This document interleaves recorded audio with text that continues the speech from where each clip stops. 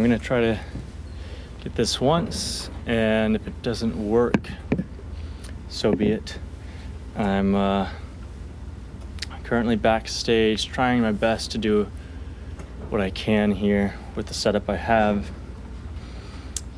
No, I won't have any of the overhead things that I've had in the past.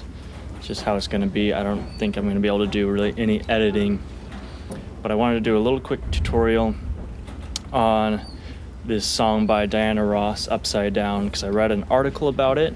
It's a pretty interesting article.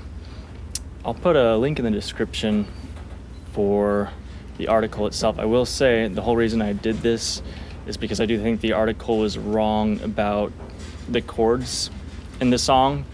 Because when it said the chords, I was like, I don't think those are the chords. I went and checked it. I don't think those are the chords. I think these are the chords. It's different than what it says in the article. Either way, the lyrical analysis on the article is kind of interesting, so I'll put a link to it. But without any other ado, I'm gonna go into this tutorial real quick. It's a fun song. The chords are fairly straightforward. So I'm gonna say that we're in the key of a G minor, but it's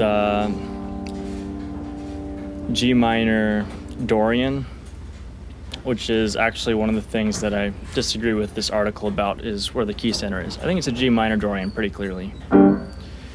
And so go G minor, it goes up to B flat, then up to C, then it goes down to F, and then back up to G minor. So G minor, B flat, C, F, F, G minor.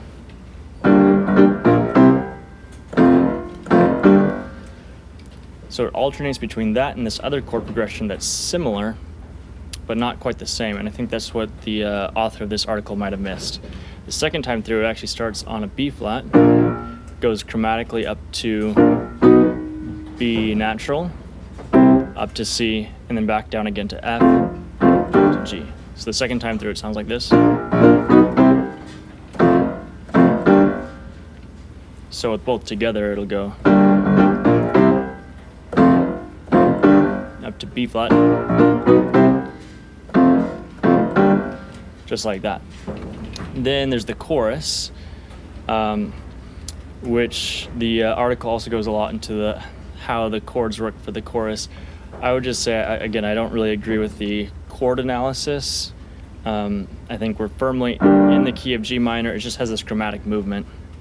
It goes up chromatically from G minor, A flat minor, A minor, to B flat minor, which is a little interesting. It's actually kind of, you can kind of hear that sound in I'm Every Woman, if you're familiar with that song. It does it on like a minor 9. I'm not gonna sing it because I'm not a singer, but if you're familiar with that song, you'll recognize that sound, as I play it wrong. But this time we don't use the 9, it's just a minor chord. And yeah, it'll just walk up from G minor, A flat, A to B flat. And it just hangs out on that B flat. Diana Ross just sings over that.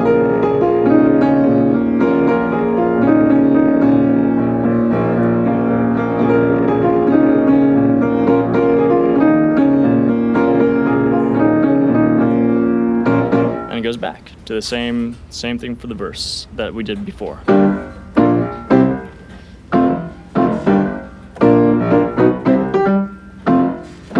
Right?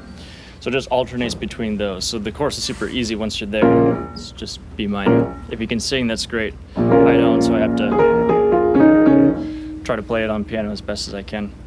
And that's how to play this song. Yeah, I do think the article's good. I don't want to attack the article in any way, but I do think that maybe it leans too heavily on trying to make this into a 2-5-1 chord progression, and it's really not that. It's almost more of a modal type of song. If you've ever heard modal music, like So What by Miles Davis, where we're in this D Dorian mode, and we just kind of hang out there, and then it moves up dramatically to an E flat Dorian, and then it moves down, right? So I would say it's more akin to that, where we're in this G Dorian, and we just move up chromatically for the chorus, and then down again for the verses. So I would call it more of a modal harmonic movement rather than a 2-5-1 type of thing, like this author does. But you know, I could be wrong too. I'm no expert.